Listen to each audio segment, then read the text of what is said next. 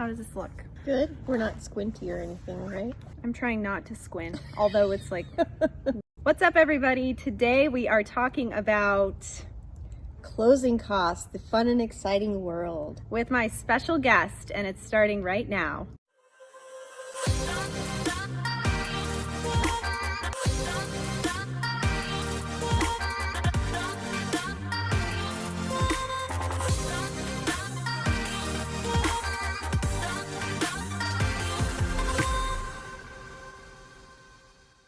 Hey everybody, it's Caitlin McKegg. I am a realtor here in Phoenix, Arizona, and today I have a special guest on my YouTube channel, Brandi Paucek. Hi. Hi. Thanks for having me. Absolutely. Before we get started, if this is your first time to my channel, make sure you subscribe. I post videos every Friday and you don't want to miss what I'm posting. Also, if you're more of a social media person, you can check out my social media on these channels and follow me there. So Brandi, why don't you introduce yourself, because you'll do that better than I can introduce you. I am Brandi Paucek with Caliber Home Loans. I'm a loan consultant and a certified mortgage planning specialist. I have been in the mortgage industry for 18 years and 6 of those with Caliber. And I just love helping people and doing it right up front, being truthful and honest, and I pride myself on my efficiency as well. Yeah, I've worked with Brandi for quite a while now, and she has been tremendous in helping my clients, which is why I've wanted to introduce you to her through my YouTube channel. All right, jumping in. Yeah, this is gonna be really exciting. I know. Well, that's why we have an exciting background. Yes. We're enjoying the Phoenix weather. All right, Brandi, so let's talk about closing costs. And for someone who's like a first-time home buyer, doesn't know much about real estate, what are closing costs? So closing costs are the fees that will be charged to you by, if you have financing, your lender. The title company also has fees that they will charge for their services. And then we have other vendors that we use to complete things like your credit reports and your appraisal fees and whatnot. So all of these fees together will encompass your closing costs. Brandi, like how do people kind of anticipate their closing costs? Is that something a realtor can help provide, or their lender, or where do they go to get that information? So yes, I think we agree that most of the time it's best, if you're going to finance any part of your purchase price, that you speak to a lender first and make sure you're qualified before you fall in love with a house that we need to overcome some qualification things up front. So talking to a lender right up front is a very good process, and they can estimate what your closing costs will be. So you can decide on your down payment and also those closing costs, and all of the closing costs and the down payment together are the bottom line number that you're going to have to come in with at closing.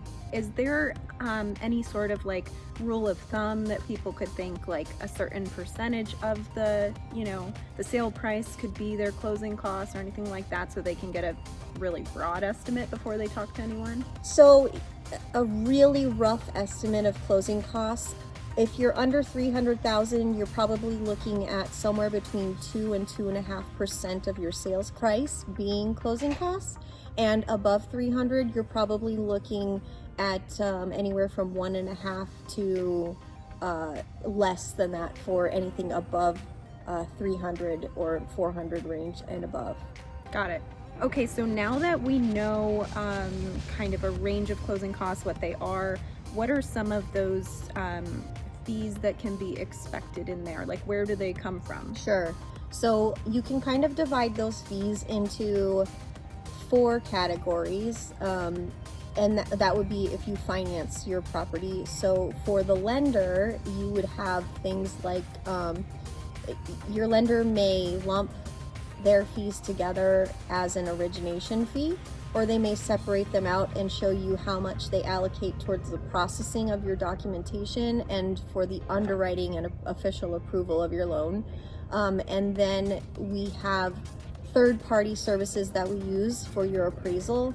for your credit report, and a few other fees are typical or included, and those are real costs of whatever vendor we use. So your credit report is going to be the actual fee that the vendor charges us to obtain your credit report. Same with a flood certification. And then the third category would be the title company's fees, and these are going to be fees. A title company is going to charge you fees because they have to be the party that handles your money. So whether you pay cash or you finance, the title company will charge for their services, and most of the time their fees are based on your loan amount and or your sales price. And then the county charges for recording fees, and the title company collects those. And then the last category would be kind of those prepaids that I talked about, where you choose an insurance company to handle your hazard insurance and flood insurance if you require it. You have to collect those premiums, the first year premium up front, and then we can put a couple of months in there additionally aside, so when those are due next, we pay them for you. And then also prepaid interest, so days of interest when you close, however many days are left in the month, and before your first payment is due, we'll collect those as prepaids as well. So all of those fees are encompassed as your total closing costs. Okay. Your loan officer should be able to explain each fee to you, and with title fees, they should be able to explain what each title fee means and what it takes care of for you, so that you know. So you know, I've heard people say, what are all these junk fees? And they're not junk fees. They go towards something, and it's going to be a service that is required of your financing and or of your title services. So I'm always happy to explain what those each mean, even title fees. And then they can give you more details, of course, on that title side of things. Yeah. What if someone isn't buying a house though and they're selling a house? Do they still pay fees and have closing costs? Yes. So typically a seller is going to pay any real estate agent commissions for both sides, buyer and seller, and they are also going to have some property taxes that they will pay, and they will typically also be paying for a title insurance policy. Okay. How are all of these closing costs paid? So a seller, especially in our market now, they're usually getting a large check back, but the title company will deduct all of the fees on their side from those proceeds, and then give the seller a check for the profit. A buyer is going to also pay their costs at closing, but they will pay those as typically a title company will accept only certain forms of funds, whether that be in a cashier's check, or you can wire funds to them directly from your account, and they give you those instructions towards the end of your transaction, so that you know the different ways that you need to prepare with your bank to get that money to the title company. Okay. What if I don't want to pay closing costs? Is there any way to get out of that? Well, that would be nice. We can't erase closing costs, especially when it comes to the lender side of things. Most of our costs are fixed. That means that we are charging everybody the same amount to do our services. Otherwise, it can be considered discrimination in our very heavily regulated industry. So we're typically charging the same fees. Now, who pays those fees can vary, and we call those interested party contributions. And those can come from an interested party, like the lender or the realtor or the seller even. And those can be agreed upon between the buyer and seller, or the lender. Typically, if the lender is going to pay closing costs for you, you're going to possibly get a slightly higher interest rate. So that's something you want to closely work with your lender on. And the only thing that any of these interested parties can contribute to are those closing costs and prepaid. So they won't be able to help you with your down payment. And if you have any equity, let's say from an appraisal, it says your house is worth more than what you're buying it for, that is just for you to feel good about what your house is worth. We aren't unfortunately able to use any of that equity towards a credit towards your closing costs. Got it. And that's a really particular piece of the process, because closing costs and credits towards closing costs have to be very specific, and who's giving a credit. And what I see a lot of times is that sellers will give a credit to the buyer for their closing costs as negotiated in the contract. Now, I say a lot of times just as a common thing that can take place. However, in this market, when you're a buyer and the sellers have the upper hand, it's very hard to negotiate that a seller pays any of your closing costs. But it does happen sometimes, and we see that a lot in the price ranges under $300,000 more commonly. The other thing that can go towards closing costs is, as a buyer, if you're inspecting the property and you have a lot of repairs, we have an intruder, a bee. If you're inspecting the property as a buyer and there are items that you want repaired and the seller is not able to hire someone or is not around to be able to do the repairs, oftentimes a credit is negotiated for repairs. So essentially that seller is going to give you money to do the repairs on your own after close of escrow.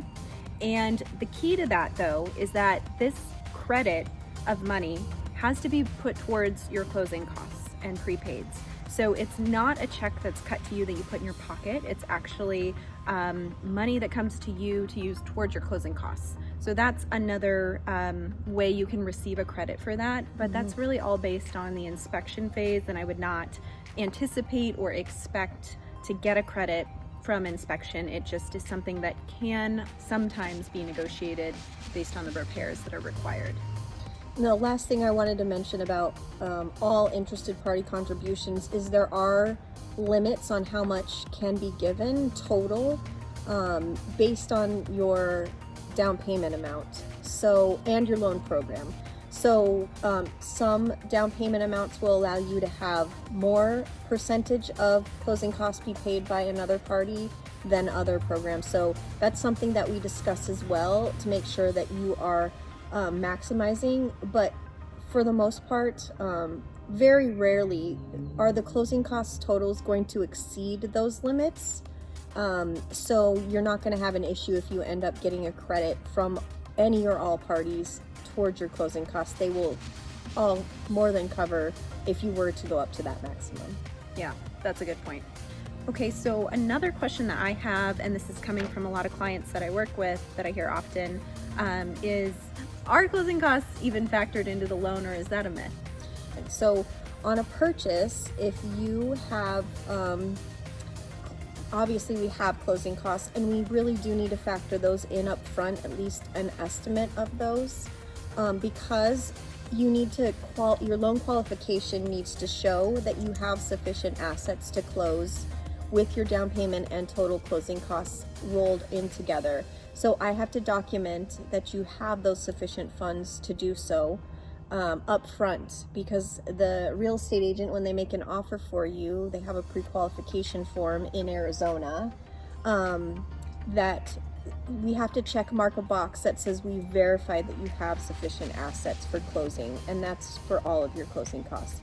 So in that way, they are included up front, but we are not able to roll any of those closing costs into your actual loan. They do have to be paid at close with your down payment. Okay. Well, I think that covers it. Thank you for coming on with me. Yeah. It was awesome. Yes. Very educational, and I hope you guys all thought that was helpful. As a reminder, if you are considering buying a house, but it's off in the future, it doesn't hurt to start asking questions now about what you can qualify for. Brandi can be a great help with that, and I can point you in the right direction as well. So I hope this information was helpful, and as a treat for watching this whole video, make sure you check out the link below. Brandi and I have created a closing cost guide that is free for you to download that will hopefully be helpful as you prepare in your home buying journey.